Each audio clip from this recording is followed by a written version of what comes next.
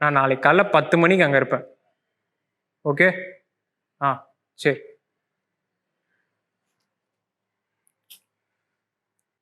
இந்த பொறுக்கி ரேபிஸ் நாயில என்ன பண்ணலாம் மச்சான்? எனக்கு பண்ணுறதுக்கு ஒன்றும் இல்லை. அதுக்கு கவர்மெண்ட் இருக்குது, கோர்ட் இருக்குது. சும்மா காமெடிலாம் பண்ணாதடா. நம்ம ஊர்ல கோர்ட்டு சட்டம் போலீஸ்லாம் ஒன்றும் பண்ணாது.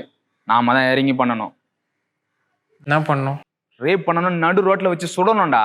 இல்ல கட் பண்ணணும் மச்சான், அதான் கரெக்ட். எப்போ பண்ண போகிறேன்? எப்படி பண்ண போகிறேன்? பிளான் இருக்கா? சும்மா சொல்றேன்டா. புரியல. நான் எங்கடா பண்ண போறேன்? பண்ணணும்னு ஆசை தான் எனக்கு. கொலை பண்ணணும்னு ஆசை. அது கொலை இல்லை மச்சி, ஜஸ்டிஸ். சரி, அந்த கொலைக்கு என்ன ஜஸ்டிஸ்? அப்ப அவனை ஒண்ணும் பண்ணக்கூடாதுன்னு சொல்றியா? ஏய், நான் சொன்னேனா? ஆ ஏன் இப்படி ட்விஸ்ட் பண்ற? நீ தான் சொன்ன சட்டம் பண்ணாது, நம்ம தான் பண்ணணும், கொலை பண்ணணும், கட் பண்ணணும். அப்புறம் நான் எங்க பண்ண போறேன்? ஆசைதான். அப்படி இப்படின்னு மாத்தி மாத்தி பேசிட்டு இருக்க. என்ன டைம் பாஸா? டைம் பாஸ்க்கு வேற ஏதாவது டாபிக் பேசு. இது சீரியஸான மேட்டர். என்னடா இப்படி சொல்லிட்ட? அப்ப நம்மளால ஒண்ணும் பண்ண முடியாதா? அதனால என்னடா பண்ண முடியும்? ஆ என்ன பண்ண முடியும் உன்னால? இன்ஸ்டாகிராம்ல போஸ்ட் போறனாலையும் இந்த மாதிரி பேசுறனாலையும் என்ன பிரயோஜனம்? டைம் பாஸ் தவிர சும்மா நீயே உன்னை நல்லவான்னு நினச்சிக்கிறதுக்கு, மாறு தட்டிக்கிறதுக்கு இது ஒரு டெக்னிக் எல்லாருக்கும். நீ ஒன்று யோசிச்சு பார்த்தியா? சட்டத்தில் இருக்கிறவங்களாலையும் போலீஸாலையும் மட்டும்தான் இதில் நடவடிக்கை எடுக்க முடியும். அவங்களதுல நல்லவங்களே இல்லையா? இல்லை வாய்ஸ் இல்லையா? இல்லை சோஷியல் மீடியா பிளாட்ஃபார்ம் தான் இல்லையா? அவங்க எல்லாம் சைலண்டாக தான் இருப்பாங்க. அவங்க பண்ணுறாங்க பண்ணல, அது வேற டாபிக். ஆனால் உன்ன மாதிரி ஒன்றுமே பண்ண முடியாதவங்க இருக்காங்க பத்தியா, அவனுங்க தான் ஓவராக பேசுவானுங்க. நாளைக்கு நீ என்னடா கிழிச்ச அப்படின்னு கேட்டா, என்னால் என்னடா பண்ண முடியும், I am just common man அப்படின்னு சொல்லி தப்பிச்சிடலாம்ல. ஏய், நீ பேசுறதுனாலே போஸ்ட் போறதுனால ஒன்றும் நடக்காதுன்னு நீ எப்படா சொல்ல முடியும்? 4 பேர் பார்க்கறான், இது தப்புன்னு ஆசா சொல்ல முடியும்ல? நான் என்ன உன்னை பெரிய ரெபல்னு நினைச்சேன், இதுக்கு ஆப்போசிட்டா பேசிட்டு இருக்க. நான் எப்படா சொன்னேன் ரெபல்னு? ரெபல்னா உனக்கு மீனிங் தெரியுமாடா? ஃபர்ஸ்ட்டு சும்மா இஷ்டத்துக்கு நான் என்றைக்குமே எனக்கு எல்லாம் தெரியும், நான் சொல்கிறதெல்லாம் ரைட்டுன்னு சொன்னதே இல்லை. I am just a simple man trying to understand life and people. Understand பண்ணணும்னா ஆட்டு மந்த மாதிரி எல்லாரையும் ஃபாலோ பண்ணால் அண்டர்ஸ்டாண்ட் பண்ண முடியாது. எங்கள் தாத்தா சொன்னார், அப்பா செஞ்சாருன்னு சொல்லிட்டு you have to get deep in the topic. அப்போ தான் மூளை பிரச்சனை என்னன்னு என்னால் புரிஞ்சிக்க முடியும். அவனும் ஒவ்வொருத்தனும் அப்போ தான் புரிஞ்சிக்க முடியும். அருகணும் வெட்டணும்னு போஸ்ட் போட்டால் ரேப் பண்ணுறவங்களாம் திருந்திடுவாங்களா?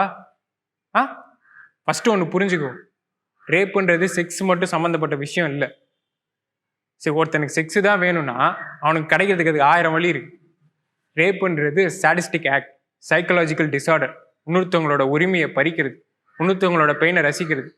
சிம்பிளாக சொல்லணும்னா ரேப் இஸ் வயலன்ஸ். நீயும் அதை தாண்டா பரப்புற, ஹேட்ரேட்டோட சேர்த்து. ஒரு பொண்ணு பையனோட கம்மின்னு சொல்கிற மாதிரியான விஷயம் எவ்வளோ இருக்குது எல்லா கல்ச்சர்லேயும், எல்லா சொசைட்டிலையும். அதுவும் இந்த சைக்கலாஜிக்கல் ப்ராப்ளம்க்கு ஒரு ரீசன். அவனை சைக்கோன்னு சொல்லி நீ நானும் நல்லவன் நினச்சிக்காத. இந்த ப்ராப்ளம் எல்லார்கிட்டையும் இருக்கு, நம்ம சொசைட்டிலையும் இருக்கு.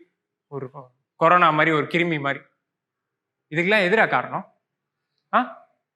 உங்களை மாதிரி ஆளுங்க போடுற போஸ்டா? அது மட்டும் இல்லை, சினிமாவில் கொலை பண்ணுறதையும் சண்டை போடுறதையும் மாசா காட்டுறதுலேருந்து எல்லாத்துலேயும் இருக்கு. சின்ன குழந்தைகிட்ட போயிட்டு மாமாவாடி மாமாவாடின்னு சொல்லி சபாஷ் சொல்கிறோம்ல, அதுலேருந்து இருக்கு. மாற்றணும்னா அதுலேருந்து மாற்றணும். இன்ஸ்டாகிராமில் ஒரு செலிபிரிட்டி இந்த சோப்பு, டிவி, வாஷிங் மிஷின் இதெல்லாம் விற்கிறதுக்கு அவங்க தேவை, அவங்களும் ஃபேமை மெயின்டைன் பண்ண சோஷியல் மீடியா யூஸ் பண்ணுறாங்க, தப்பு இல்லை. ஆனால் ஒரு சென்சிபிலிட்டி வேணாம், ஒரு ரெஸ்பான்சிபிலிட்டி, ஒரு டீசென்சி. ஒரு சோஷியல் மீடியாவில் ஒரு போஸ்ட் போடுறாங்க, ஹராஸ்மெண்ட் பண்ணவங்கள என்ன பண்ணலாம் கருத்து சொல்லுங்க. அது கீழே 1000 பேர் கமெண்ட், வெட்டலாம், கொல்லலாம், அறுத்துடலான்ட்டு. இவங்க அது கீழே ரிப்ளை, இதெல்லாம் இந்த மாதிரி எண்ணங்கள்லாம் தப்பே இல்லை அப்படின்னு ரிப்ளை பண்ணுறாங்க. தப்பு இல்லை அது. ஹேட்ரேட்டை பரப்புறாங்கடா. காந்தி பிறந்த மண்ணுன்னு வருஷத்துல ஒரு நாள் லீவ் மட்டும் தானே மிச்சம். உனக்கு எமோஷனே இல்லையாடா? ரேபிஸ்ட ஒண்ணும் பண்ணக்கூடாதா? ஏய், நீ யாரா பண்றதுக்கு? அதுக்கு சட்டம் இருக்கு. சட்டம் மூலியமா போறது உனக்கு பிடிக்கலனா நீ தேச துரோகி. சட்டப்படி உனக்கு நீ இப்பயும் போராடணும்னு தோணுதா, கேஸ் போடு, அப்பீல் பண்ணு, லீகலா போ, களத்துல இறங்கு. நீ ரேப் விக்டிம் கிட்ட பார்த்துருக்கியாடா? அவங்க கூட பேசியிருக்கியா? அவங்களுக்கு நடந்ததை சொல்லி அழுறப்போ அவங்க கூட சேர்ந்து அழுதுருக்கியா? ஒரு ஆக்சிடென்ட் நடக்குதுன்னா 2 பேர் ஹெல்ப் பண்ண போயிட்டானா நீ உன் வேலையை பார்க்க போய் நின்று வேடிக்கை பார்க்காத. அங்க ஒருத்தன் போயிட்டு இப்படி பண்ணுங்க அப்படி பண்ணுங்கன்னு சொல்றதுக்கு மட்டுமே போவான், அவன் ஒண்ணுமே செய்ய மாட்டான். அது கூட பரவாயில்ல, ஒரு கூட்டம் போயிட்டு இந்த ஆக்சிடென்ட் பண்ணவனை போயிட்டு அடிப்பானுங்க. அவன் ஏதோ தெரியாம ஒருத்தவங்களை ஹர்ட் பண்ணிட்டான். இவனுங்க தெரிஞ்சே இவங்களோட மிருகத்தனத்தையும் குரோதத்தையும் காட்டுறதுக்கு அவங்களை போட்டு அடி அடின்னு அடிப்பானுங்க. இதுல யாரா பெரிய கெட்டவன்?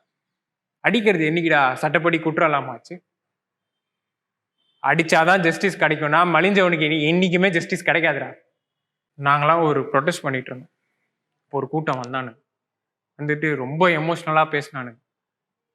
ப்ரொடெஸ்ட் பண்ணிட்டு இருக்கப்போ உணர்ச்சி வசப்பட்டு அங்க இருக்கிற போலீஸ் எல்லாம் தள்ளி அவங்க மேல நெருப்படிக்கிற அளவுக்கு போயிட்டானுங்க. இதெல்லாம் என்ன அந்த விக்டிம்காக பண்றானுங்களா?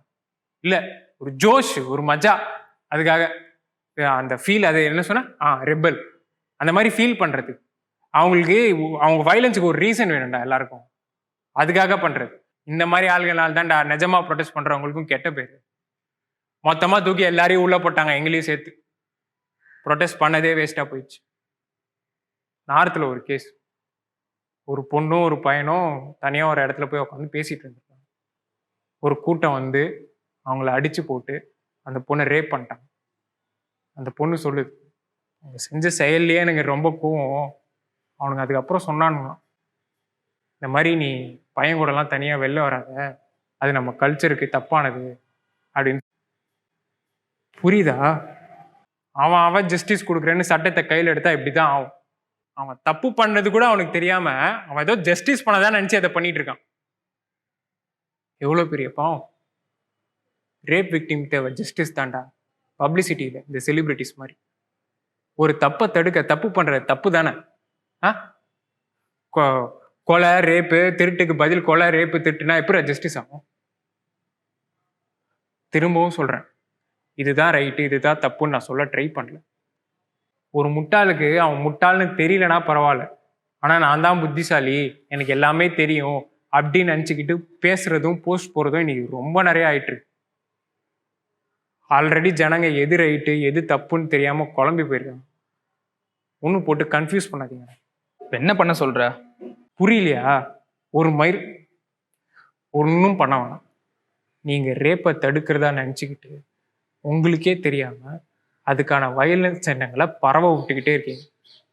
இப்போதைக்கு நீங்க சும்மா இருந்தாலே போதும்டா, உங்களுக்கு புண்ணியமா போகும். இப்போ சொசைட்டில ஏதாவது பண்ணணும்னா பண்ணக்கூடாதா? உனக்கு நிஜமாலே ஏதாவது சேஞ்ச் பண்ணணும்னு தோணுதா? ஆமாடா, சீரியஸா தோணுது. அப்போ நான் ஒரு இடத்துக்கு போறேன், ஒரு ஏழை விக்டிம், அவங்களுக்கு லீகலா ஹெல்ப் பண்ண யாரும் இல்லை, வரியா? ஷுவர்டா, போலாம் மச்சான் உன் பைக்ல. என் பைக் கொஞ்சம் ப்ராப்ளம் பண்ணுதுடா. பைக் இல்லை, ட்ரெயின்ல போவோம். ட்ரெயினா? எங்க? பிஜாப்பூர்னு சொல்லிட்டு, சத்தீஸ்கர் பக்கத்துல. ஏய், நாளைக்கு மண்டே ஆஃபீஸ் இருக்குடா எனக்கு. அவ்வளோ தூரம்லாம் வர முடியாது. அது இல்லாமல் எனக்கு மராத்தியே தெரியாது. பிரச்சனை இல்லை, அவங்களுக்கும் தெரியாது. சும்மா விளையாடாத மச்சான். வேலையெல்லாம் விட்டு அவ்வளோ தூரம்லாம் வர முடியாது. நீ போயிட்டு வா, போயிட்டு வந்து சொல்லு என்ன மேட்ருன்னு.